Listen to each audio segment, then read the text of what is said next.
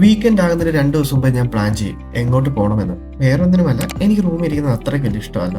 എല്ലാ വട്ടം ലുലുലോട്ട് പർച്ചേസ് ചെയ്യാൻ പോകുന്ന ഞാൻ ഈ വട്ടം ഒന്ന് മാറ്റിപ്പിടിക്കാമെന്ന് വിചാരിച്ചു. വേറൊന്നുമല്ല, അടുത്തുള്ള സിറ്റി സെന്റർ മാളിലോട്ട് തന്നെയാണ്. അങ്ങനെ അക്കോമഡേഷൻ അവിടുന്ന് ടാക്സി കിട്ടി നേരെ കോറം മാളിലേക്ക്. സാധാരണ ഇവിടുത്തെ ടാക്സികളിൽ കയറിയ വീഡിയോ എടുക്കാൻ സമ്മതിക്കത്തില്ല. പക്ഷെ പുള്ളി അങ്ങനല്ലായിരുന്നു. ആളൊരു നല്ല സംസാരപ്രിയനാണ്.